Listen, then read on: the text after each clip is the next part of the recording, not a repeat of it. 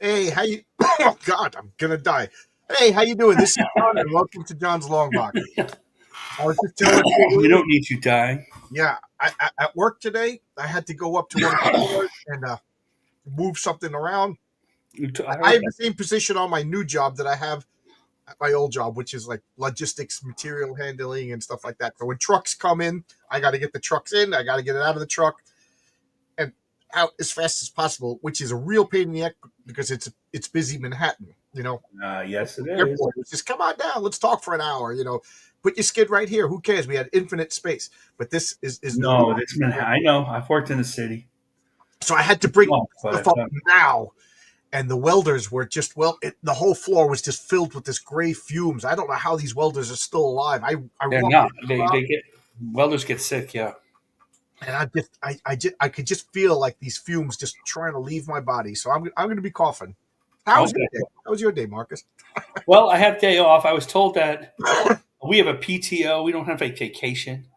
So we have vacation. So like I took 8 days off, but I'm still working the PTO last year, and the cap is 100 now 160 hours, which is like I actually have to take days off Oh, because okay. the way it works is you take the day a week off, and as you work, you gain more hours.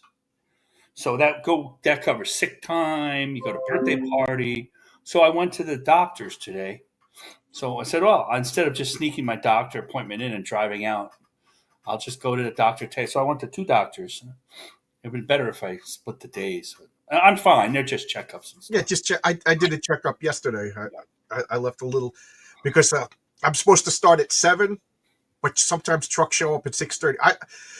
The difference between a kid and an adult is a kid shows up at work 1 minute before work if they're early at all, but an adult will show up a half hour early, sit down to Yeah, I enjoy was their always a coffee. half hour early. Yeah, when I I'm, went I'm to the if I'm doctor. not a half hour early to work, I'm late. So I come in. No, I yeah, said, that's how I was too. That's funny. but All the jobs, shops. I had to all the phone company places. I was always early. I'll sit down, open up my coffee. I look at my phone to check out what's going on, and instantly the trucks start ringing. And I got to get them off the street. So I'll start a half hour Yeah. early. So, my foreman is just like, what do you want? And I was just like, I don't want anything. I just want you to leave me alone when I'm leaving early.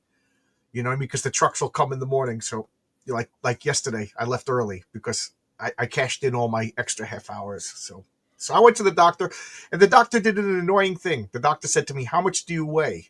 Hmm. I'm like, "You're going to take my word for it? I'm 112 pounds." Said, I'm I'll, not gonna I'll tell you. believe I'll tell you my blood pressure too. Like that just bothered me. Like you're the doctor. Tell me to get up on the scale. No, I got my top blood pressure taken.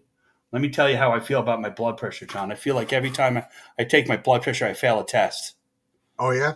Yeah, I finally figured it out. I can't stand it. It worked out good today. And not to tell you my weight. Let's put it this way: I am not making fun of Ethan Van Sciver at any time about his weight. You know what I'm saying? You know what Well, I'm saying? I'm back to my pre-accident weight because Well, for that's good. That's good I for just you. I just sat and ate Twinkies. So my my So, pants my pants are borderline falling down. Got in to buy fact, I new. talked to him about like a weight loss drug and everything. So that's good. Yeah, I'm just moving so much more. Just I moving. don't move at all. I drive every time. When you walk, I drive. I'm walking. All Oh, I do is drive, and it's not good. and so it's uptown Manhattan. I I know think where you are. Greenwich Yeah. Hall, what it's called, and it's just this. The hospital has a campus. It's like 18 buildings, and there's Mhm. tunnels. So I'm delivering stuff, and there's guys working it everywhere. So I'm throughout the like constantly discovering stuff. Like It's wild. That's every wild. time I see a new place, I'll take a picture of it. But I'm so mad that I My didn't. son, it broke his arm really young, like he was 3. And my wife worked for doctors, and they sent him down there. And it was like 9 o'clock at night, so it took us 45 minutes to get there. Like, Well, it's a children's hospital yeah, here. yeah, I've been there. Yeah. And last story before we start talking about this is on Fridays there's a Dominican diner, and I'm always looking for a good like Fridays. It's just the thing you go get some good food. Hey Kevin, how you doing? How's everybody? Oh Oh, yeah, that was my favorite. remember it's an open invite. We can't do its clobbering time without opposing sides, and also heroic tales is still chugging along, guys. Thank you. So Friday night, I'm like, where you guys going? And they're like, oh, there's this Dominican diner. I'm like, is it any good? And they go, the view is excellent. Oh boy, I was like, okay. So you know what that means. I go in there. Oh my God, this woman was The like a movie. Dominican women were there. She was beautiful. So I'm like, okay, let me get some food. But it's like cafeteria style. So they got like the chicken over here. Oh, Some, I don't even like that. It drives me I'm nuts. like, oh, okay, let me get some of it. And she goes, no. I'm like, okay, you know. And then she just goes over and starts chit chatting with the guy who walked in after me. And they're just talking in Spanish, and I'm standing there. And we don't have that long for lunch. So I'm like pretending to look at my watch, you know. So I just left. I just walked out. So there you go. There's my Dominican diner story. I don't know what I did to piss them off, but I would have eaten it all. I love Yeah, I like that. Yeah. yeah, we So live. I was at the comic convention, as you know, because you talked to one of my compatriots at the comic convention, Mr. Fraga, who I really get along with. I know stuff about him we don't not even supposed to know. You know, like he's very open. What a nice guy. Yeah. Didn't have to break up a fight. And I'll say this too. I spent time, more than enough time. I hung out with Grievous Enterprises. He's in the chat sometimes, Mike. Not that Mike. And I talked to Shane Davis. And you know what? He's a really nice guy who knows a lot about comics. I Unlike some of them, they don't know guy. He knows about comics and he's a good guy. the internet is fake. You know what I mean? No, and he actually said, yeah, it's fake. He actually said, are we talking about different things? He goes, Liefeld couldn't tell a story. So I just want to, like, I bought XN from him. And of course, my home base is Dennis and Andy's table. And it was so busy. And I spent a lot of time counseling Billy Tucci. You know, he wanted Counseling to know over what's what? going on. Well, about what's going on and stuff and different stories. And I get along with his wife real well. And I we never have met his kids, wife. about the same age. He only lives like 10 minutes away from me. You know, and Really, he's he's a like, great "Oh, guy. okay, barbecue." I'm like, I'm going. Two They two treat nights to me a barbecue. You go. like I'm a 20-year comic art veteran. It's so weird, you know. And I'm nothing, right? You know, I'm on here. I'm something, Oh, I guess. so what you give Billy Tucci all the poop, all the drama Well, that's he was asking all the stuff and some advice, stuff I can't say. yeah, stuff I don't care about either. You know, it's No, fun. but Billy's so great, you know. It's not just that. We talked about art and everything. Like, if they were going to do a romance comic, like nobody would do this. He goes, "I'd love to do one, but it won't make any money." Him or LaPresse can do romance comics of all the artists I know You off know the what's top of my funny head. The for other guys could do it, but it would be more work. But those guys really for, draw beautiful the women. third appearance of Mary Sue. I want it to be a romance cover. Well, you could go through them if you need anything. If you want, I have them all. Well, no, I Yeah, have everything but the Dick Giordano and Vince Coletta covers. you know, I have Joe Sinnott covers ready to go. I want it to have like, does he love me? You know, whatever. You know, like all of the with Mary Sue, as between You two got to go. lovers. Those are the classic DC ones by John Romita. You're going to get the ones that Matt Baker did a little spicy. You see all the little like, oh, this one's a dirty so and so in the '50s style. You know, the one With I'm the doing dress now, beautiful work. with a lot of leg. Yeah, Matt Baker draws a beautiful. The one you Beautiful posted work. That's a today. shame. Matt Baker, if anybody really knows, like Kevin knows, was an artist who worked for everybody. He worked for Atlas. He worked for mostly St. John's with St. John Publishing. And he Which did one of the first graphic novels too. he did. I'm going to post that. I have the cover of that. Yeah, it rhymes with And lust. but he died at the age of like 49 or something. Yeah, what he I don't know if he would have transitioned to Heroes or something at one point, but I think so. He could draw anything, and he was African American. He's like yeah, the first known African American artist. Nobody cared, of course. yeah. Well, back then nobody knew who anybody was. Nobody knew anybody was, and he was possibly gay. Yeah. Oh, I didn't know that. Well, Nobody drew such beautiful women. Nobody cared about that either. gay Phantom men Lady, love he could have beautiful handled women. it. Imagine him doing a run on Wonder Woman or something. Oh yeah. Speaking of Marvel, DC. You know, you play games with your kids, right? You say Mhm. your kids are into board games. I recommend a game called Golden Age of Comics. It's a board game. I think I did it on my hand solo, so you could actually see it. But it's a board game set in the 40s, and you're making comic books. So like you're one company, I'm another company, and you know, and we have like sci-fi, superheroes, westerns, war comics, and That's romance. cool. It is it's so satisfying because it's about comic books, and it's a board game, so it's two of my crazy obsessions. It's like two mints in one. It's so good. Marcus, I swear, if I ever make it out there, I'm bringing that game with me. And Or maybe next time I come to New York, I get out to no, Long if Island. you Well, that come to was in New Long York, Island. I went to come in here. Belmont. We'll turn on the camera. We'll play Age of One Comics. of the times I went up, I went to Belmont, for the concert. I don't know either of those things. Don't care either. What No, board but game? that's part of history. Like that people think that everybody's a DEI and they've never had women in drawing and they've never had blacks drawing and they have. I mean, the whole thing is nuts. What Marvel Comics? Millie the model. I can't remember the woman's name, but she was back before. I think it was before Atlas. It was Timely Comics. Hmm. The woman who made Millie the model designed, did everything. I think she did everything except like color, and she made one of the most successful comics that lasted 40 Forever. years. And Fury, Fury, that No, character like, off. that Billy uses, that's Yeah, a woman as well. yeah. Yeah. Because back Oh then yeah, people it's didn't know. crazy. The editor of the DC Romance Comics was a woman. Um, Hey, Joe Dog. People didn't even know who made the comics. Like Carl Not Banks till is Stan a Lee, household. If you're into comics now, you know the name Carl Banks, but Miss they Fury, called right? him the Good Duck Artist because they didn't have his. But back then you had nothing but pure meritocracy. You didn't know the race, you didn't know the gender, you didn't know anything about the guy. You just knew the work. Which Nobody knew anybody not until Stan Lee started putting the Marvel comics, the Atlas that he had edited. He always allowed the artist and himself to scroll J. Kirby, S. Ditko, S. Lee, and you kind of got DAers. But then when he officially started giving people credit, everybody but the colorist, for years, and it took years for DC to catch up with that.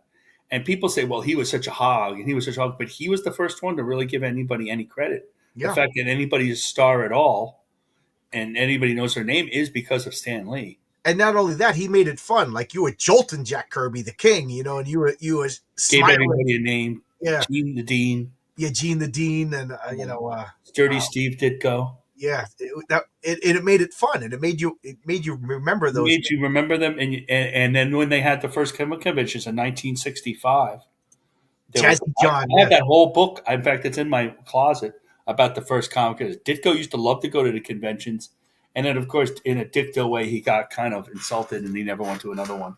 What happened? He got too much. Somebody like resold his sketch he did to him right away. I think, like Oh, without research, I'm not like. so he did a sketch for Well, Ditka. he used to do sketches for fanzines all the time. He was really accessible, and then as he got more into Ayn Rand and just got easily touchy about stuff, he stopped. I don't think he was quite the recluse as people say he was, but he didn't have anything to do with the comic book industry I, because he I, always went back to his home. he went back to his home and like He was Uncle Steve. He was super he was guy. Uncle Steve. He was a normal guy, and I remember there was a comic book documentary years ago, and I'm trying to remember the name of the documentary, but I was so excited because Steve Ditko was in it, and I didn't know what he looked like. And then the Steve Ditko part comes on, and it's just him talking about Mr. A and Ayn Rand philosophy and objectivism, and he never saw his face. And I was like, I still don't know what Steve Ditko He looks like. Yeah, there's a Kickstarter. There's a Kickstarter. His nephew is putting Yeah, out. Mark Ditko. Pop says he recommended Mark Ditko to come on my chest. So I got to reach out to Mark. Yeah, Mark. He was on. There's a guy. He's a dentist. Writes books about comics. He has a blog. I'm trying to remember Alex, and he had the 8 hour Jim Shooter interview. He talked to them. It was really dry. To, talk to him and his older brother, and he has a younger brother. No, a younger brother's still alive. And I was listening to that, but that was a little dry. But he's out there, and he has a Kickstarter. You should get him on. Yeah, I should get him on. I really should. I'll reach out right after this. Matter of fact, now that I'm thinking about it, the problem is like work is work, and then after work is after work. And if I think of something during work, then I forget about it after work. If that makes sense, like I compartmentalize my life. Mm-hmm. Excuse me. This freaking cloud of smoke that I've went is gonna. Today was the day I got my mesothelioma. I shouldn't joke about that. Oh, people got that. I talked to Ditko on the phone once. He told me he was too busy to see me. Oh wow, how did that go? And how'd you get his number? People used to write to him. Some guy. People used to write to him, and he'd write back. He wasn't, but nobody. Everybody thought he was a recluse, so they left him alone. It's funny because I saw a letter by him that he asked. Somebody asked Steve Ditko for an autograph, and he said, "Unfortunately, I don't give autographs. I don't believe in autographs." Signed, Steve Ditko. You know, like it was, you know, Yeah, it's kind of silly, right? kind of silly. Yeah, Well, you got the autograph signed. yeah. Steve. And I told you when I first started when I first became an electrician, I was assigned in a building, and I was the electrician for a whole building, and it was Steve Ditko's office building, and I didn't know until after I had left and went to another job. So I always wondered, like, was there ever an old man in You the probably elevator? saw him. Yeah, I wondered, did Yeah, I you see him? saw him. And I because the only picture I know of him is that one picture that they constantly show. If you Google Steve Ditko, you see that one picture. I have a picture of him old in my Pinterest. Really old. Somebody had a picture of him in his 90s. DC all day. They go up to it right over here. I But got a like when DC like I could see you saying DC was better, say the late 80s or 90, whatever, but not in the 60s, yeah. not in the 70s. We just so tell us a little bit more about the comic convention, and then we'll get into Oh, DC. so it was so busy. I've never seen Pop both in. Andy and Dennis didn't have time to go shopping. In fact, they have a small content, and I think they want me to go so I can sit at their table and they could go search for comics. And Andy was busy drawing commissions all day. People were selling like crazy. Good, It was good. really crowded. We met Priscilla Presley. Oh, really? Yeah, Priscilla Presley was a guest, and Vicki Lawrence Ah, was a guest. how did And we Priscilla waited for Vicki Lawrence. So how did Priscilla, Priscilla Presley look in the Naked Gun movies? I always thought she was one of the most beautiful women. she looks a little weird. But she's 80. Oh man, I didn't With a realize. lot of work, but she's still got the red hair and her eyes. And then what happened was we were at their hotel. I was at a cheap hotel, but they're at the hotel they put up with, and we're all having a beer. And and she's at the other table, and I think one of them had stopped by her booth, to get a picture or something. Now you had to pay for a picture, and she noticed it, and she stopped by our booth and put her hand on Dennis and said, "How is everybody doing?" And then comes over Bud Root. He has both hands on Bud Root, and brushed off Andy's wife. Andy shook her hand. And then me and this guy Mike were next to us. We don't know her. And she waved, "Hey guys, good night. Hope you have a great night." She was about the nicest person ever. Oh man, I mean, it's Priscilla Presley, right? that's I met Giancarlo Esposito, the actor. let's get back to Priscilla Presley. So Andy and Dennis shook hands with the hand that touched Elvis. Andy put that in a much rougher sexual way, which you Yeah, didn't do. but there you go, man. Like I say, there's two types of people in this world: people who love Elvis Presley and goddamn fucking assholes. No, I love Elvis Presley. Yeah, he's the king, man. Yeah, The one the music I like basically starts with Elvis. Right? It starts with Elvis and rockabilly, and then moving on. That's what I like, blues and all that stuff.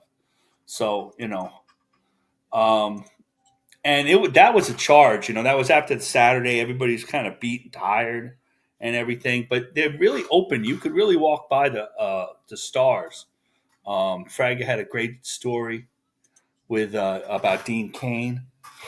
Uh, that he met Dean Cain. That was really funny.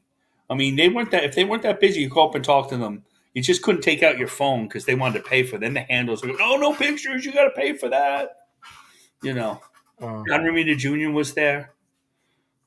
He was not. I didn't get to talk to him, but I did get to go up into the green room and eat lunch with Dan. He put, "Hey, come on up for lunch." They had good lunch. Nobody took me up there. That's pretty cool. But I'm not supposed to be. You're with me, you know. And Logic's funny is how Giancarlo Esposito was really funny. So he's just this little guy, and he's sitting on the ground outside the lunchroom, right, where they had lunch, with the person he's with, like who's helping him. And Dan notices him, and, "Hey, how you doing?" And he goes, "Hey, help a motherfucker up, pick him up." And he's about this big. He's a small guy, and he just shook everybody's hand. I'm Giancarlo. Hey, I'm Marcus. How you doing? And that's cool. he sounds like just like he's from Manhattan because he grew up in New York, right? So he sounds like a New Yorker. And he was F this, F that. He was Yeah, well, really cool. he's. I think his first movie was Do the Right Thing. Yeah, I So think so. yeah. He's a really By the cool way, guy. I'm just proving my Elvis credentials here. That There you go. I actually have a character. The Elvis credentials with that great Iron Fist, as Bill was talking, Iron Fist colors. Yeah, They, because they, yeah, when I told Oscar, I said, yeah, he wears the gold and white suit, and Oscar goes, no, it's gold and green like Iron Fist. I'm like, okay, yeah, I like that. I like, and he's got the open thing like Iron Fist too. Like, but the King would have loved Iron Fist with the big thing on the side, with yeah, with the thing coming like this, and so yeah. So Mark, that's cool. You Giancarlo Esposito. yeah, so that was pretty cool. And then Sunday was really busy too. You know, That's um, good. Do you think and, you know, it's conventions are fun. back? You just BS like we're talking here. You know, that's what we do at these cons. It's nothing special. It's Do, kind of like what we're doing. How we doing? What do you think of this art? How about this book? Once in do a you while, you think? get something where I'm not supposed to say anything. Do you think conventions are back? Well, South Carolina was packed. Yeah. And you know the thing about conventions, and then Heroes Con is always packed, and I New guess York New York Comic Con Comic was Con was packed. packed. And I you went look to New at York Comic all these people, and it goes, "How come comics aren't doing that well?"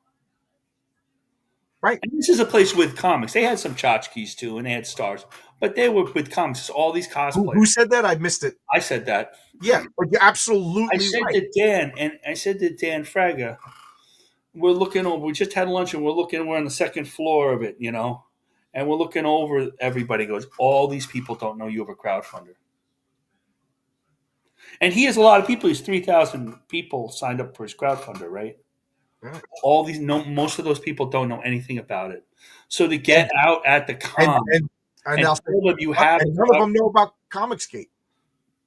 Well, no, nobody knows about comic states. You don't Right. have to worry about that. I mean, No, but I'm just saying, like we act like it's oh the no, it's like this big. No, yeah, Comic Skate hangers around, Rippaverse. It's like maybe this big. All of us, right. all of us. Oh, it's not that. It's not that big, and like that's one of the reasons a guy like Shane likes to do cons, and the ones that don't are a little short sighted, because there's always somebody who says, "I followed your Superman work. I don't know where you went." Well, here's my. He has all his. Here's all my books. Right. You know, and in Project Noosis, Paul does it opposite. He did it opposite, right? He started at the cons Right. and worked his way to the crowd funds. The crowd Yeah. funds gives you the money to do the comic. What you could have to sell it after too. Yeah. I'd like to start doing. You'd be really good at a con. No worries about being nervous. You'd be good if you could do this. You could do a con. I would like to, like, Vaughn lives nearby, whatever. So Yeah, you could do one with Vaughn. Vaughn's nuts. You know, go do a table together. I mean, Billy's a king at the con. I mean, they've got a whole Yeah, system. I They wouldn't go and ask all Billy they if made I money was could at at a his con. table. You know what I mean? That's a different level. You know. Yeah. Oh, yeah. I talked to Jimmy Palmiotti. I told him you loved him. And what did he say? Not that I didn't say that to him. I Oh. just said nice things to him. He's aching something. You look good. He goes, cosplayers walking by. I'm cosplaying to be a union, a human. And he says, I'm cosplaying to be an inker. We talked about it. I went to SVA and knew some of You these tell him, guys. hey, you blocked John's long box, you jerk. If I got into it, if I really talked to him, which I don't do there, I would have. He's like separated. He was having a big dinner with Billy that Saturday night. So Billy missed Priscilla Presley, which we busted on him for 2 days. Yeah. The king, Frank Sinatra, missed Priscilla Presley. So, everybody, we got a bunch of people. We've been talking for almost a half hour now, but that That's easy doesn't matter. I can talk to anybody about anything. until your voice goes. So, this is an open invite for anybody. Tonight's topic for It's Clobbering Time is DC versus Marvel. What do I mean by that? Well, you tell me what I mean by that. Do you like it better? Which one has better characters? Whatever, better movies, whatever you think. So if you want to pop in and state your case, that's what it's all about. This is supposed to be like a fun, goofy fanboy fight. Like in the old school. Go to Wednesday nights, and you like the Doom Patrol, and I like the Fantastic Four, and I think the Doom Patrol could win. So that's what this is. All in good fun. So, Marcus, I always give my guests a choice. What do you want to talk about? I might like to talk about Marvel. Actually, it's just mush it all together really because Yeah, it's kind of like by the time the 80s and 90s came around, the character in the 70s, all the creators still were going back and forth, and then every became the same, like Byrne doing all these guys are newer. Like I started getting comics in this, like Bill in the mid 70s. I'm a couple years younger than him. I assume about the same comics. And then when I was a kid, we bought all the comics. I had the Aparo Batmans, some of Neil Adams Batman. I remember the 100-page Super Spectaculars. They were good comics too. And I had a friend who was a DC guy, and we traded comics. And I was a Marvel guy.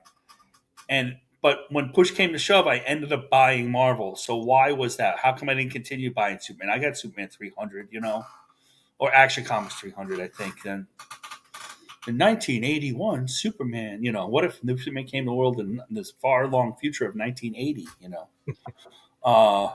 Kurt Swan and Bob Oxner were doing it, And why did I pick Marvel over DC to follow? Because I was exclusively Marvel, just buying all Marvel comics, um, subscribe to all the Marvel comics that I could, and I think that I hate to use the word identify, but I guess identify more with Peter Parker or the Fantastic Four.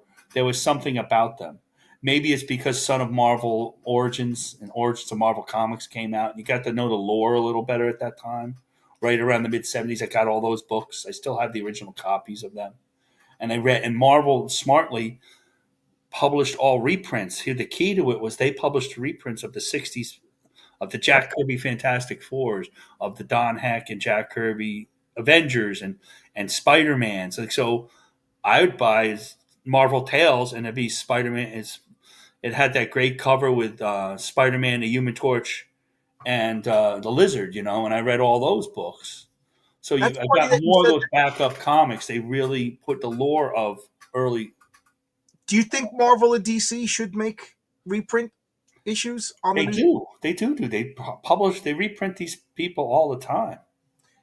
Yeah, but they do it in like omnibus, like I'm like a monthly, like. Well, that's because they want us old people to buy them over and over again, which we do. You know, But you're right, because there's world's greatest what was it? World's greatest comic magazine, which was the Fantastic Four. There was Marvel Tales, which was Spider Man.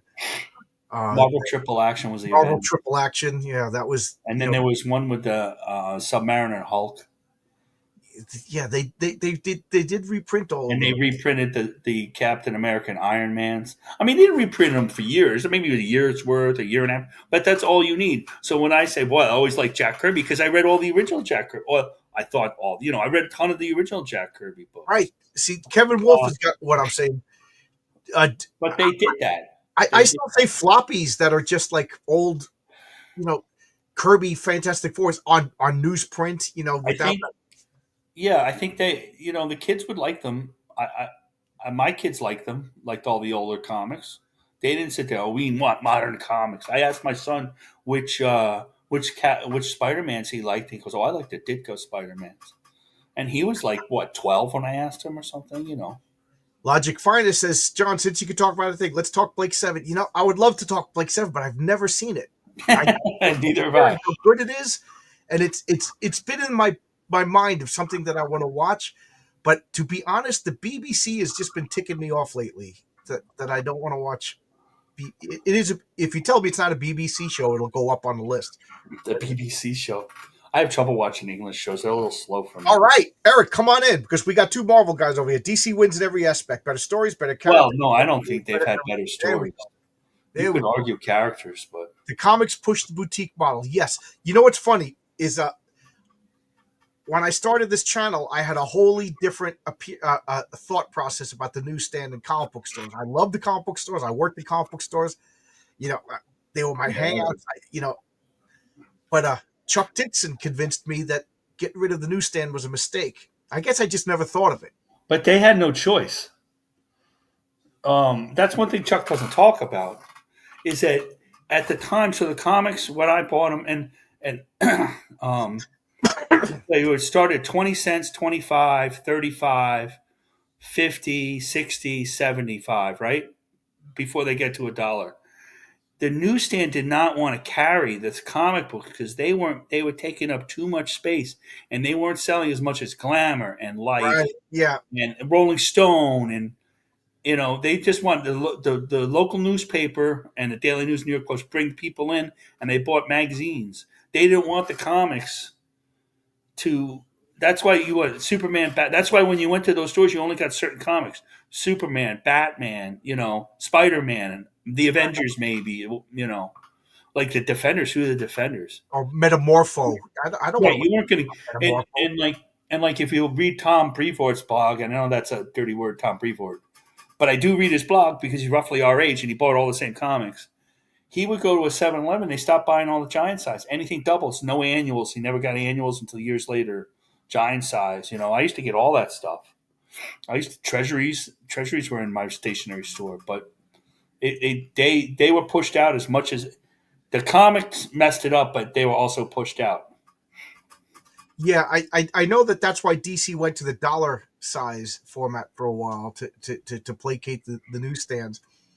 Yeah, and like, does anybody like? Is it feasible to bring it back? Like, could you have Well, nobody comics? buys magazines. I mean, I Like, think we got to get comics back in comic stores. Although, I feel, although my feeling is, and this is a bad feeling, that that's true. I don't disagree with Eric Taquapo. Um, I feel like when people go to the comic shop, you're just enabling these, and by particularly DC and Marvel, that you're enabling what's going on now. If you buy it, that means they're just going to keep on ruining our characters that that's we that, love, and it bothers me. But I don't want I don't know what to do. yeah. I don't want to punch the comic book stores, but at the same time, like, I don't hate watch stuff. Like, people ask me what do you think of Snow White? I'm like, I wasn't going to watch it to begin with. So I have no opinion of it. I don't care. I'm not a fan of. First off, Disney was the bad guy back in the '80s when I was a kid. I remember Jack Kirby saying, like, it would be a nightmare to work for Disney. Like, he didn't want to have anything to do with Disney. And now, Yeah, they like, didn't pay. they're saying, they're giving him like a posthumous creator award or something like that. It's like Jack Kirby would be spinning in his grave all the way to Atlantis. So, Disney was like the you didn't want to work like animators didn't want to work for. Now it's like every little guy with blue hair is like, Disney. How dare you say stuff about that? It's like, no, no, no, no.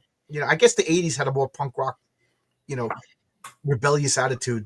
But so Yeah, the point of my thing is, I don't talk about things that I don't like. Why give them time? Why I hate right, watching right. a review. I'm not going to go to DC and buy bad comics to talk about them on my channel because in the end, it's a purchase. You Right, know, well, that's what I'm saying. But and then some of the things like if you look at Dennis Turner's YouTube and he does a flip, he still goes and he buys indie comics. And I feel like you're indie comic, John. And I think the other comics that are in the comic shop are corporate indie comics in a way. Like Image is like not Marvel, but it's not an indie to me. You know what I mean? Or Dark Horse or any of these. Like the crowdfunders are indie comics. The big ones, the small ones, they're the indie comics. And I just got to say, wow, this avatar actually gave me the shivers. I Jeez, know, really. I know. Wow. And but he buys them, and I'm like, that looks like a nice comic. He doesn't like them. He doesn't always buy them on. He's flipping through, and I always look at his thing. And there's so many of the comics look like Netflix pitches. They're not doing what Eric DeQuapo said the DC Comics do. Um, and that's another problem. And there's no like you're doing a superhero, and Andy's a core draft, but they're colorful characters, and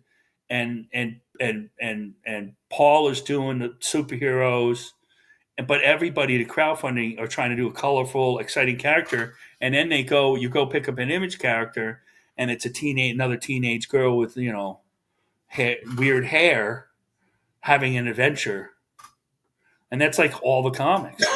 Well, I'm exaggerating, of course. Right, right. uh, oh, I for the images, you know, creator owned. So, like, I just wondered, like, do they gatekeep or do they publish what they can? Like, because like it just seems I like think they gatekeep. because it just seems so bland. But like at one point, there was everybody knows how I feel about early Image. I didn't like it. I bought it because I was a kid and you're I susceptible. bought some of them. And I'm like, I don't like this. So like I got into it really quick and I got out of it just as quick. But somewhere around 2000, I'm going to say Image was probably the best of the three. Yeah, they put out. It was and amazing. I did, and I say, well, I didn't read the comics, but I did read the Bendis Avengers. I did read the Court of Owls because I took them out from the library.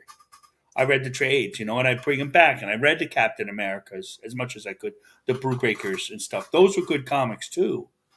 And the comics looked great. They had really great. They still had great artists. They were written terribly. My point about Image is at one point I was shouting from the rooftops how good Image comics were, and they still had hokey '90s stuff, but they also had like introspective, nice like Yeah, when Jim Valentino was running it. they were doing everything all over the place. Now I'm trying to think the only Image comic I still get. What do I get? I get Saga, and that's self-indulgent. All I do is deal with Image. I go on the studio and image, image, image. That's all I hear. So when Dan Panosian was on, he goes, and I drew Prophet. I never thought I would draw Prophet. He goes, well, you should have worked for us at Extreme. I just started saying, okay. And I started giving him a hard time, and Don got mad. So, because I'm not the one who loves Image. I just kind of, oh, well, yeah, that's good. Oh, we got a bunch of comics that you could tell when I get into the conversation, I kind of ignore the comments. You're not the But only Eric one. Guapo says DC stories are all inspirational, overcoming That's great you odds all. without compromise. Um, I agree to a certain extent. I think Marvel has a lot of inspirational stories too, and at the again, it's clobbering time, so we're allowed to fight, Eric. So don't take this personally. I kind of find Marvel comics to be a little bit more inspirational because they're not gods.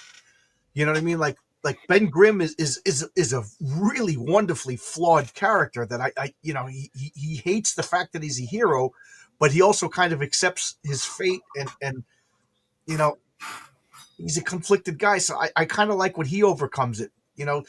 A superhero that doesn't want to be the superhero, that nobody did that before. I thought that was so Well, the cool. other thing that's interesting, like you go back, like the Marvel two, so Cap's kooky quartet. Suddenly they had Iron Man, Captain America, Thor, and they were a big, powerful team with all their stars. Hulk at one point, and then all of a sudden, Stanley jettisons all the big characters, roughly his more popular ones, right? And he has a Captain America and three criminals. Right, Who they does were they that? were ex criminals. Yeah, Who does that? yeah. Kevin Wolf says they need room for teen mags and heavy. Yeah, it's funny because I'm at Penn Station and I actually passed the newsstand selling magazines.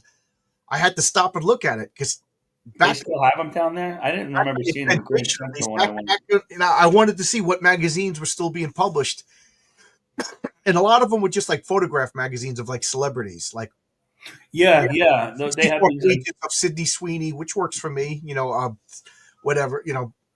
But I think comics need to grow beyond comic shops. Yeah, I wish where were they, like I was smart enough to they figure out a screwed the way. digital thing up. You know, I don't know. Could Barnes? Could we get Barnes and Nobles to have spinner racks? They used to have comics at Barnes and Noble. Yeah, like what? It just seems like a no brainer. Why not spinner racks at Marvel and DC? Just have a guy like a news agent that goes to and fills up the spinner racks at Barnes and Nobles. I don't know. I don't hate Watch either. They still are. I don't know what this is reference to, but it's a good thing that there still are. As a kid, DC seemed cartoonish to me, hokey and corny. Marvel seemed serious and grown up. DC was Disney on paper, and Marvel was serious on paper. Just my opinion. Okay. Yeah. I agree with this. I've been pretty vocal. Oh God, please let this fumes get out of my lungs. Uh, I agree with this. I got comics. One of my first comics that I remember reading was Flash, and of course I got Superman. I remember just seeing this JSA team up with the Justice League, and I was I just remember getting some of those. I was fascinated with that comic. I was just like different versions. Back this was when the idea of the multiverse was like a strange and difficult to understand. I loved, so I did have DC comics that I loved, but I gravitated towards Marvel because it's weird to say they were more realistic. So I did like I kind of goofy say it, but like Superman, he's basically a godlike figure. So they invented a magic rock as his weakness. Green Lantern, he's basically godlike. What can't he do? But the color yellow is his weak. These are goofy weaknesses. That you know, I like the fact that Spider-Man's weakness was he had to pay his rent. He Aunt May was sick. Things that we can understand. Ben Grimm hated the fact that he was a rock monster, which is why Johnny Storm is my least favorite member of the Fantastic Four. Like he doesn't have that pathos. But you know what I mean? Like I always, and I said this outright back in the 70s and 80s, that DC were kids comics, and then you grew up and you started out with Archie, you moved on to DC, but keep in mind I didn't know about the Western and the war comics at the time. Yeah, DC really had great Western and war Oh comics my god, I'm at reading the time, and I don't remember. I remember getting it and just not really crazy. It's like Conan. I wasn't crazy for Conan. yeah I now missed all that John Buscema artwork, and I just wasn't crazy for Conan. And I used to try Conan here or there, and it just didn't do anything for me because it felt like the same. Every yeah I issue was picked up the Conan same. once in a while. Um, Now I I'm didn't get it loving, at all. Um, now I'm loving Conan. you Now know, there's Jonah Hex comics. I'm shocked at how adult in the best sense of the word, not adult in the the Puritan.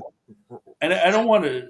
Read Jonah Hex, guys. I cannot recommend 70s Jonah Hex comics enough. They are so freaking good. Shocking that 12-year-old boys were reading this stuff. But the writers started going from DC to Marvel in all the time now. Len Wein, Marv Wolfman, George Perez, Jim Starlin, back and forth, and they ended up being the same. Certain comics were always the same. Superman was Superman, and they had some great Superman comics at that time. Batman was in mid-70s. Ernie, I remember when Ernie Chan was doing all the covers. He did the insides. That was kind of like he was in a lull at that point. And the only thing that great brought Marshall Rogers and Steve Englehart run, and then Batman really didn't. It got good. It got good. Gene Colan did it. Back in the 80s, but at the 70s it was a little lower. So you're like, why did you? It's hard to say why you did it. You're a little kid. I'd like this comment by Eric. What do you think about single issue stories like the Silver Age books? I would love I for like single issue stories. well, the fact that my comic book is single issue stories You love them. should tell you how I feel about it. I think for the price of a comic book, you should get a satisfying story.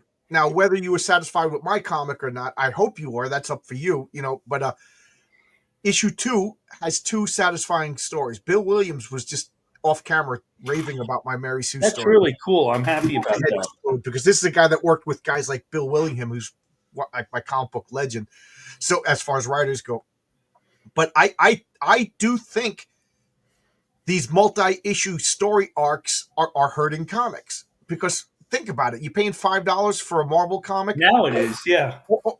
And I was going to reach over, but I realized the guy's a good guy and I don't want to hurt his business or anything like that. But I paid $25 for a crowdfunded comic and I liked it. But it's a 5-issue story. Mm-hmm. Plus shipping, we're going to say $35 an issue times 5 is what, $140, for a comic book story. So for my comic, it's $10 and you get 2 stories. So I agree with you, Eric. I think a kid should be able to pick up a comic book and get the whole story for pocket change. I read a crowdfunder today, and they had they told you what happened last issue, and this was the one story in this issue. There's other stories in this world that they're going to do, but the story was complete within this issue. Crowdfunding does have a problem with cliffhangers because the comics are, even the ones on time, take a long time because they do. And you know what's funny? I'm waiting for the criticism for my Mary Sue story because I realize I wrote it in such a way that, again, I don't want to give spoilers, that it's a satisfying story, but it also kind of is a cliffhanger. And I also broke the number 1 rule. I didn't even realize it until I was like, I was rereading it for typos. I'm like, oh wow, I broke my own rule. you'll see what I'm talking about. But that's the whole point of the story. You broke your own rule. That's an impossibility, John. Yeah, but that's the point of the story. And I asked Bill what he thought, and he goes, "I get what you're doing. I get what you're doing." So Eric the Guapo says, "I love Image. I grew up on Image. I hope you guys don't think like I'm a negative Nilly or anything like that. But the problem with Image is, for me, it was artists, and they needed stories. And to me, comic books are a blend of writing and art. And if you know, otherwise it's just a poster book. So Image became, I thought, the best comic book company in the world, and now they just, I don't know, they gatekeep. They they want certain kind of stories. I don't know what's going on in Image. Like, Did you like Prophet? I did a great Prophet, Eric. Come on. that comic was unreal. But like you know, when I got like 6 or 7 issues of Heroic Tales down the pipe, do you think I could go to Image and have it published? Like, You know, you could do that. I mean, that's kind of the Image thing. I did a pitch for Image with a writer that people actually know in CG in the chat. And then I worked on about 10 pages. And I worked on it. And I think I told you a little about this. And then I was at AT&T working about 60 hours a week. So then he said, well, you're too slow. And I go, no, we'll figure something out. I'll get an inker. You know what I mean? Like, hey, I had to work. well, So guys, you have to have, they demand a finished, like mostly finished. right. Yeah. To work for a company, you got to be on a schedule. But if we back Heroic Tales to a certain level, probably around issue 5 or 6, I'll have a story by Marcus in it. Let's see what we got. Let's get Marcus some work by backing Heroic Tales 2 right now. Well, I'm doing work now for T-Bunny It's now. not for me; it's for Marcus. I'm You know, this one's going to bring out the fight. No, we're not going to fight. We're all friends. Jim V destroyed Image Comics. Whoa. Okay. All right. So look at this. This one just said I just said we're not going to fight, and then Stippling Vaughn now you're going to fight. throws in the gauntlet. So I guess I stand corrected. We're going to start fighting now. What do you guys think? You know what I'm going to say? I'm not a big fan of Jim Valentino, so Neither is Rob Liefeld. really, I didn't know that. He did the Guardians of the Galaxy for Marvel. Yeah, right? I never got that book. That's one of the few Marvel books I never bought. That one. I It didn't like appeal to me the that art much. was fine. The art looked like just decent Marvel comics, but I didn't get the Gaga over it.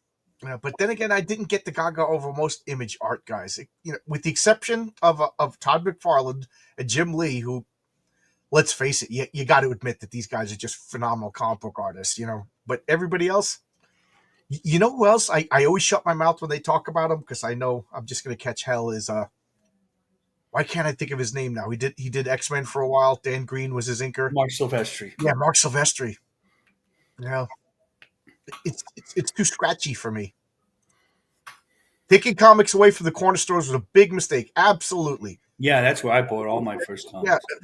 Yeah, like Marcus says, it was a combination of They made their mistake too, but it's not all the comic. Marvel and DC. They like the idea of selling their stuff and not getting returns. They kind of shot themselves in the foot. They had to sell about 40% of what you saw. I don't like Marvel for the exact reason you said. Someone who's conflicted doesn't like. Okay. Again, it's funny because that's like an alien thought to me. Like I like the idea of humans, but I see what you're getting. And I forget who said it, but somebody said DC comics are gods pretending to be heroes, and Marvel comics are men pretending to be gods. I think that's a good tagline. It's not necessarily the truth. Marvel versus DC. DC dominates. Okay, guys got to come in. We got 2 Marvel guys over here. Marcus and I aren't fighting or anything because we're both. I'm not. I don't hate DC comics. Right, I don't at all. When I was a kid, I would we only had so much money. I couldn't buy everything. So we got to start MACA, make comics cheap again. Right? I don't know if that's. I don't know if that's possible. Maca will be Maca. Make comics cheap again. I wish. I don't know if that's possible. I know. Print in America. Get some. Get some paper presses going. When Prez went to DC, I went with him. I was all Marvel from '79. Yeah. Yeah, I But that was like a Marvel comic, though. That was they had angst. Who was going to sleep? But they're going to sleep together. Is the kid Flash really in love with Raven? You know, definitely like come on in. that I, was the same thing. I yeah, mean, that was like a Marvel comic at DC. I put the link in again if anybody wants to pop in. Marvel was too realistic, and what pushed me away from Marvel.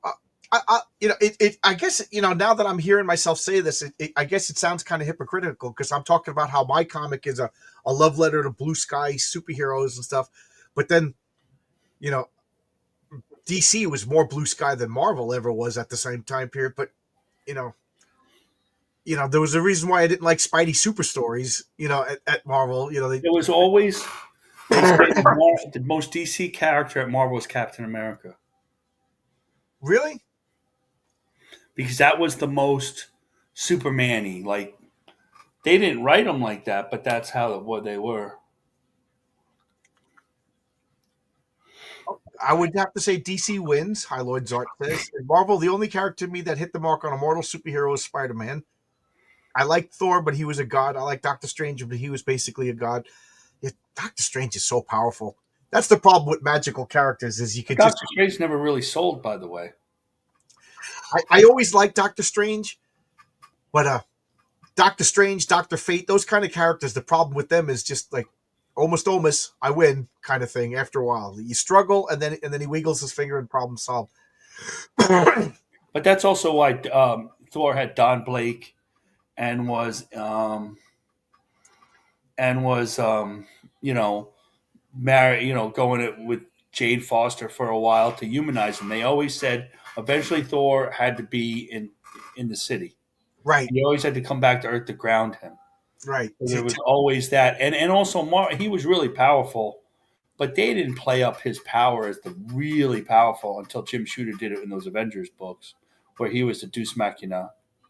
You know, Logic Finest has my back. Even at 10 years old, DC felt it was for kids. Marvel felt like it was adults, so I was Marvel all day long. Yep, that was the 70s. I agree. I like Daredevil and the Punisher, but I don't think of him as superhero. I think of Daredevil as a superhero. The Punisher is a vigilante. I well, they're all I had a vigilantes. problem with the Rough, Punisher real for a rough. long. I was not a Punisher fan for the longest time. I actively didn't like the Punisher for the longest time. It wasn't until Garth Ennis's Welcome Back Frank that I started becoming a Punisher fan. Oh no, I was a Punisher. Well, the Punisher was always just a character. It showed up in um in Spider Man for a long time, and you didn't Oh, really know what Stippling. to make of him, I could and they see didn't give this. him that until the Mike Zeck and Stephen Grant series, and then he blew up. Stippling says, as a kid, my parents getting divorced, so too much turmoil to read into drama and problems with Marvel. Oh, I could get that. I could get that. You want to be comforted. It's like I have a friend, Allison. That's I. It's funny because I've been friends with Allison since like third grade, and we would go to her house because her mom was always like her parents were divorced. Like back then, parents weren't divorced. So I used to love going to her house because her older brothers were there. We'd have beer and we'd drink and party and stuff like that. And I just like, we're going to Allison's house. But she used to say she loved coming to like my house or going to school because it was like calming. And her family life was in such turmoil that school was a comfort. So when Logic says this, it made me think of that. And I could understand, like, Right. if you got too much drama in your life, I Yeah, if you my, have a lot of drama, why would you want to why would absolutely. you want to deal with Peter Parker's I, drama? I always joke that if I ever made it big and I'm on a Johnny Carson, how dated am myself? If I'm ever on like a, Jimmy Fallon show, I'm gonna be like, yeah, I want to sue my parents because I had a real happy childhood. My parents weren't divorced. I had like a Norman Rockwell life. So maybe that's why I gravitated towards Marvel. Our preferences reflect who we are. No right or wrong. Yeah, it's not a right or wrong. Nobody's getting upset. I prefer slow burn, intricate and complex serious drama. Someone who prefers action but won't like what I prefer. To each their own. I will say this, Logic Finest. As much as I'm talking about my comic is a love letter to Bronze Age Marvel, I keep talking about issue 4, and I realize that issue 4 is going to be a DC comic. The more I look at it, one of the stories is called "Let's Save the Dinosaurs." Right then and there, that's a Silver Age premise. You know, it's a time travel story about a guy who saves dinosaurs. So how DC can you get? And it was going to be paired up with a boy and his dog, which was a total DC premise. But I decided I didn't want two dinosaur type stories in the same issue. So whatever. So that's going to be bumped back to 5. But yes, I will have some DC Silver Age whimsical elements into my comics. I hope. I hope. And again, I feel so pretentious. I wrote 2 comic books so far, and I'm talking like I know what I'm doing. Yeah, Once I got How to Draw the Marvel Way, I couldn't appreciate guys like Swan and Anderson until I got older. I could see that. Yeah, I didn't appreciate Kirby until I got older. You know, when I got into comics, it was 1975. Kirby, and I got into Marvel. Kirby was over at DC, and Kirby was how old comic books looked. You know, all the reprints that Marvel was making were Kirby reprints. Right. That's It what I was like, though. it wasn't until I worked at the comic store when I realized how everything went back to Kirby. What do you think now? Here, this is a good topic for next Clobbering time. Kirby versus Manly. If we well, If Manly had if lived, we had enough information on Manly. yeah. For those of you who don't know what we're talking about, Manly was Stan Lee's go-to guy in the 50s. Joe Manili. Oh, Manili. Joe Manili. Manili. I'm saying it wrong. That's He okay. and he went in between. He was on the Long Island Railroad, which I take every day, and he went in between cars to smoke, and he fell off the train and died. 33 years old, and he was like Kirby. He could do like 3 or 4 titles a month. He You know, drew and everything. because he died, they needed another guy. That's where Kirby came from. Image was a force to be reckoned with while they had shared universe. Without The Walking Dead, they would have died long ago. Yeah, I remember reading The Savage Dragon, and like the other characters would show up, and Punisher would show, not Punisher, Spawn would show up. And then it really, really bothered me when Eric Larson said, yeah, the Spawn that's in my comic is not the Todd McFarlane Spawn. It's the Spawn of, and I don't like that. That drove me nuts. Yeah, Like, that was not a good idea. but But you can't have a shared universe when everybody owns their own characters. Like I can't have a shared universe with Wolf and Batsy. You know what I mean? It's impossible. no, And I don't want it because I love what Brian Bow is doing with Wolf and Batsy. You know what I mean? His world wouldn't work in my world. They would but have Marshall Strong is in your world. they would have to be pushed. They would have to be punished. They're Yeah, monsters. that'd be punished. That's right. And Walking Dead, I loved Walking Dead. How many seasons? Here's a question for the people in the chat. How many seasons did you last on Walking Dead TV show? 4. I was done before Negan even showed up. I think I Yeah, finished. me too. 4. I finished with the governor. I don't think you're negative. There's a difference of opinions due to us being in 2 different generations. Yeah, I grew up on Spawn, collected as a kid, and I was too young to grasp the story. I was there for Spawn #1. I think I made it to issue 19 or so, but I only stopped because I was in college and I was broke. So I didn't dislike Spawn. I think I was down to like 2 or 3 titles a month. I was super broke at that point. I've since bought Spawn and I've read up to 62. I think I have like up to 150 that I need to catch up. My problem is I keep buying freaking comics, and then like Phoenix Press asked me, "How did you like Screecher 3?" And I'm like, "It's right over here," because I bought it, put it on the stack, and then since bought 50 more comics and put it on top of it. So I I know. promised them I'd pull it out of the stack and read it this weekend. How did you like it? You're like, well, it was okay. The art was, yeah, the art is good. Art always has to be awesome. It's a comic, not a yeah. I say this, and I think everybody agrees. This is the least controversial thing I say in this channel. The art will get you to buy the comic. I think the story will get you to keep buying the comic. You know, all the Image guys contributed to its downfall. They were too successful, too fast, and it fell apart. Yes, kind of like Krispy Kreme, right? Wasn't Krispy Kreme just like, what is this place? What is this place? All of a sudden, they were everywhere, and then like a year later, they were gone. Like the Assyrian Empire. It just got too successful. We have a ton of Krispy Kremes. Of course, they're from North Carolina. So there's Hey, that. KO Joe, how you doing? How you doing? Speaking of North Carolina, How you doing?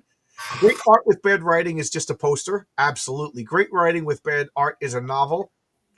Comics work best when it's great art, great writing. Okay, Logic, you just made me think of something. Can anybody post a comic that they really loved that had such a great story, but the art was terrible, but they liked it anyway? And then the inverse. Is there any comic that the writing was terrible, but you liked it because the art was so good?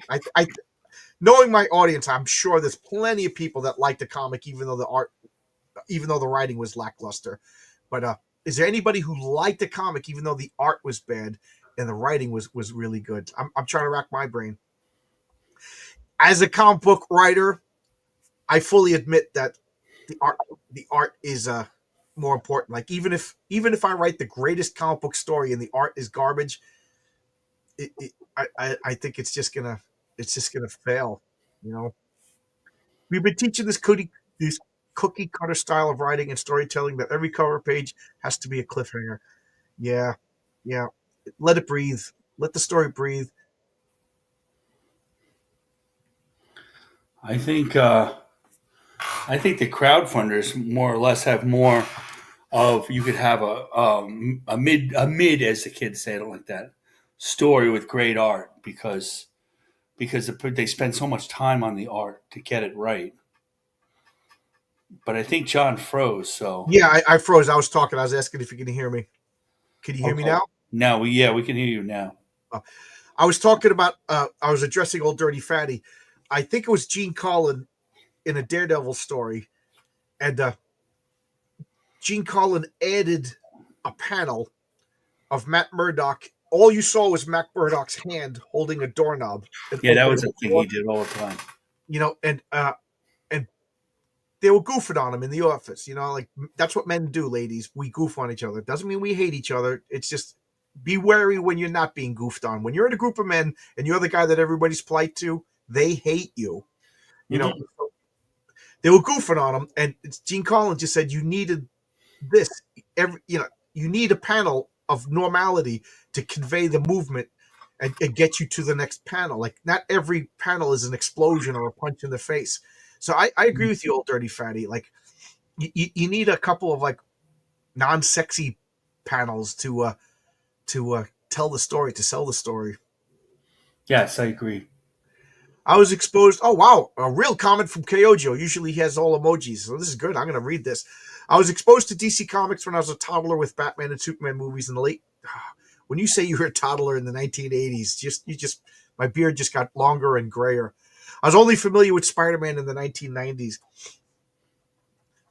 I'm trying to think. I think my first exposure to superheroes was, of course, the Adam West Batman, the Adventures of Superman TV show, even the Spider-Man, Ralph Bakshi Spider-Man from the '60s. Spider-Man, and then Yeah. believe it or not, the Jack Kirby Marvel Fantastic Four I cartoons. remember that. Yeah. So I I remember. I think it must have been third grade. I remember my classmates literally telling me that there was DC Comics. Like to me, all superheroes were just superheroes together. The Fantastic Four hung out with Batman and Iron Man and Superman, and you know what I mean. I didn't know that there was a partition between companies until third grade, which was, let's see, I was 8, so that was 74. Because the next year, fourth grade, I think was when I full on became a comic book reader. Because I couldn't read in third grade. I tell that story a lot. I faked it until third grade. How far can you fake it in public school? Until you get to Catholic school, then you can't fake it no more. Hmm. John Byrne is my favorite comic artist ever. Full stop. Again, Logic Finest tonight. This is we're not button heads tonight. But when he went to DC, I couldn't follow him. His work on Man of Steel was great, but DC was for a little. Yeah, but that was when DC was trying to Marvelize. That was the whole point of Crisis on Infinite Earths, and it's the whole point of Eddie is Doomed, which Oscar is currently working on right now. Huh. So yeah, but before Crisis on Infinite Earths, on one hand you could count the DC comics that I got. I got New Teen Titans, Legion of Superheroes, and I never got a big. I had a lot of Legion comics when I was younger. The Mike Grells, the early like when Bouncing Boy got married. I remember all those books. but I don't remember ever keeping up with them. I know that like people really love that stuff. It's funny that you said Bouncing Boy because whenever my friend Mike is also the creator of the Marshall Strong comic that's currently on Kickstarter right now. He he would, oh, you got to read DC, and I'd be like, Bouncing Boy, Lightning Lad, Karate Kid, and he'd be like, they're good, get No, over it. I had that Treasury edition. I had a lot of Treasury editions. They didn't last. They're hard to keep. Oh, the With giant ones. Mike Grell, they're Yeah, all mine destroyed. I don't know what happened to them. They no. I vaporized. don't either. I had the big I remember reading Thor them. one, the Magog story, the Treasury Yep, edition. I had that in the in the Treasury. I remember that in the Treasury. I remember going to somebody's house on the lake in Mayapack and reading the big Treasury edition of Shazam, well, Captain Marvel Shazam, with when they had the Saturday morning guys on the cover, and I read that. I remember that. I The later ones I didn't get. I remember the first Batman first edition, Superman first edition, the Wonder Woman. I had all that. I don't know what happened to them. I just I want mean, to I ask could Eric keep the regular Guapo. comics. Eric the Guapo says, I just started reading Thor. I'm enjoying it. Well, What are that's you reading? Current stuff? Old stuff? What the exactly? Immortal Thor, What Thor are you reading? the one with the Alex Ross covers. The last modern comic I really liked. I like the Immortal Hulk. I got to pick. I keep talking about that muscular guy at the train station. I don't see him anymore because I'm on a different. I don't go to Jamaica anymore. But he liked that. He It obviously a was big. good, and then right around in the middle of the 20s, the writer who was a woke writer went woke. We found out one of the scientists was trans, and they had a whole episode. They had broke it up, and a couple issues really were bad, and then picked back up because you had to find out what happened. It was a finite story. What the writer did, I forgot his name, Al something. He went back and decided all the times that we thought the Hulk was dead or Bruce Banner was dead, they were really dead. He really died and came back to life. And everybody with gamma radiation always came back to life. It was more of a horror comic. The Hulk is a horror comic instead of a superhero comic. So when Bruce Banner get to be the Hulk, he actually died. And then when you thought he died again, he died. When Hawkeye shot him through the head because he wanted to, like after one of those Civil War or something, he died, but he came back. And it had great Joe Bennett, just Joe Bennett's best artwork. Joe Bennett was just a ham and egger before that, image style, just a regular artist, nothing special. That brought him into, now he's a legend, which I still can't figure that out. He's a good artist. And it was really interesting, but because it was a little different, but that was the only one I read, real modern stuff I read. Old Dirty Fatty says Marvel has a much better variety of characters from street level to cosmic. DC does too.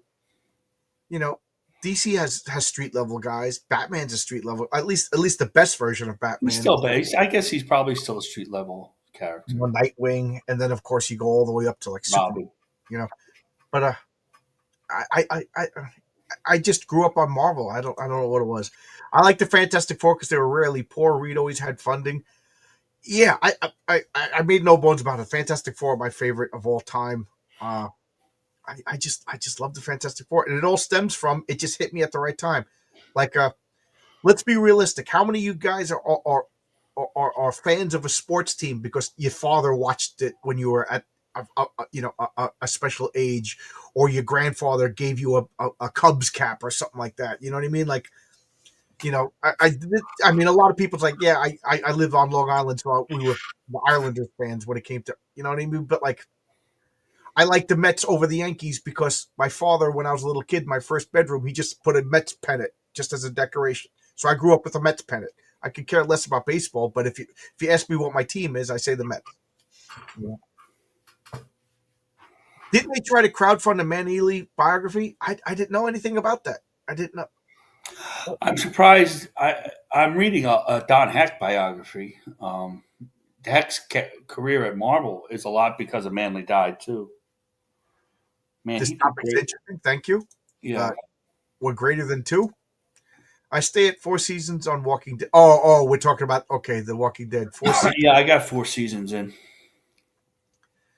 Daredevil. I hated Miller's art at first, but the stories were amazing.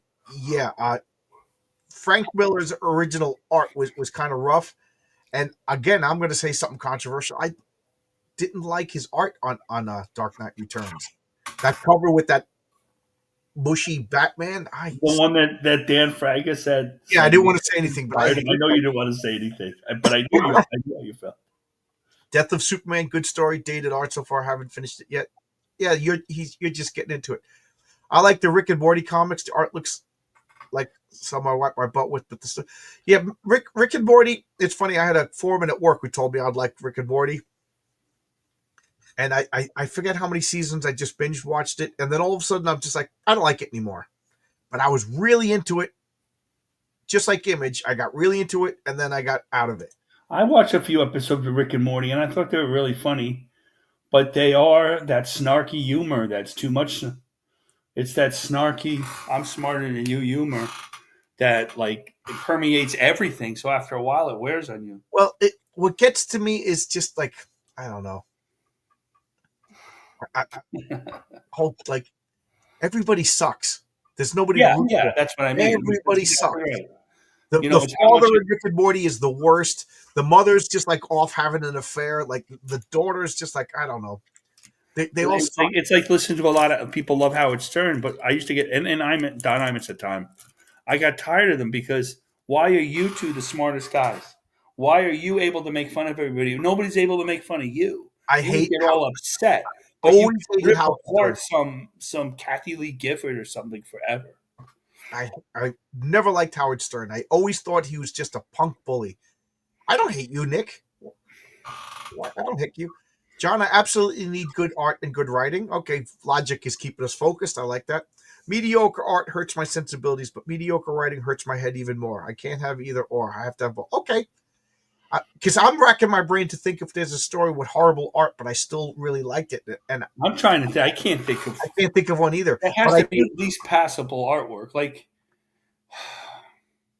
I just read a blog about think Giant Size Avengers 4 that when Mantis got married and is Scarlet that Witch Steve and Vision Englehart? got married, and it was a clear rush job, and they stuck Don Heck on it instead of because Dave Cockrum couldn't do it because they start. I guess the X-Men started at that point, and it wasn't good, but that's a good story, you know. Okay. Okay. So Eric DeGuapo says my family operates. We show love by ruthlessly making fun of each other. Yeah. My I I can't take a compliment. When people compliment me, I'm like, shut up. I just can't deal with it. My dad is a big Superman fan. He had all the George Reeves Superman shows on VHS, Superman radio show on cassette, and that's yeah, cool. I still love Superman. I I like love Superman. Like I don't want to allow myself to get excited about the Superman movie, but I can't help it. You I know, can't get excited. That last trailer is ridiculous. I I didn't watch it. I didn't watch it. It's a fun. don't watch it. Don't watch it. Don't watch it. And then they had recently well, 5 minute trailer. I was like, the Marvel actors decided to talk about how woke this movie's Fantastic Four is going to be. Now there's dumb actors, so it might not be that, you know. So we have to hold out hope anyway. But still, they just ought to shut up. They can't be talking anymore. once I saw Reed Richards was cast by Pedro Pascal, I lost interest. Yeah, But you that know was bad. what this Vanessa Kirby, when she was cast as the Invisible Woman, you know, in my mind I said to myself, they're casting her because she's good looking, but she's also mannish. They're going to do some gender stuff with that. I You know, don't know. I don't. Think, yeah, I don't. I wouldn't call her mannish. she's got sharp features. She's attractive, but she's got sharp features. Yeah. I agree there. If they had cast, I can't think of the actress's name, but that beautiful blonde from the Viking show. Oh yeah. I know who you're talking about. If they had cast her, I would have been like, it's perfect because you know. But something told me that they were going to do gender stuff when they cast her. I don't think they're going to do gender stuff. I think she just said that, and then now they're going to take it out because everybody's going to get mad at them, and that the actors are to stop talking about the movie. Some of my earliest memories. We can't talk about the movie. I remember we went camping as little kids. I must have been like 6. and it ended up being like a really bad storm. So we packed up and we went in, and we got like a cabin, and the cabin had an old TV, and we just ended up watching TV because it was just like a week's worth of storms. So we stayed in this like cabin. My mom hated it because she was just like housework. She said it was just cooking and everything like that. Because and me and my dad, we watched Adventures of Superman. It just seemed like it was on, and then later on, it was the first time I watched Burns and Allen, if you remember that show. And that it's funny because this is like one of those family stories. We were watching Burns and Allen. So here I am. It's pouring rain out. We're in a log cabin someplace in the woods, and the whole family's on sleeping bags and whatever. We got a fire going and everything. It's nice. But then at the end of every episode of Burns and Allen, George Burns would turn and talk to the camera. I've never seen that before. So he just turns around. He's like, "Hello," and I screamed, and of course it freaked everybody out because when you're in the cabin in the woods, it doesn't matter. You're always a little bit on edge. And it just became like I was like, "Dad, he's talking to us." It just freaked me out. I never saw Breaking the Fourth. So till this day, I don't like Breaking the Fourth Wall because of the George Burns in the cabin in the woods. So our first comic was Marvel Civil War. Art was great, story was great, except the beginning scene was goofy until I'm not a big fan of Civil War. I don't know. Once you start punching your friend, me and Marcus get into an argument, start punching each other in the face. We can't be friends again. But that's a comic book thing. I bought the Thor by Straczynski. That's a pretty good. That's pretty good. That's when Asgard comes to Earth. That Oh was yeah, I remember that. Yeah, that was pretty good. John Byrne, Jack Kirby, John Romita Sr., Steve Ditko, Sal Buscema. That's the art I grew up on. I love the current stylized art. Aggravates me. It's a comic or modern art. Yeah. The problem is they can't afford good artists. Well, they don't want to afford good artists. If one of the things that I noticed in Marvel these days is if you take away the color, you really notice how bad the art is. The color in Marvel is doing a lot of heavy lifting. But Yep. if you take John Buscema's Conan stuff and you look at it in black and white, it's still awesome. John Byrne in black and white is still awesome. But Marvel Comics today just it's just, oh, I just realized. Okay, I'm going to be on another channel. Am I late? Okay. So we'll close this up because I'm going to be on the Friday nights. Let me just make sure when it's going to be on. But I just got the link, and I think he said 10 minutes before. Oh, I didn't know you were on another channel. It's crazy. Oh, okay. I gotta go. Okay. All right, guys. I'm sorry. We're going to be on the Friday nights. Oh, so bye-bye.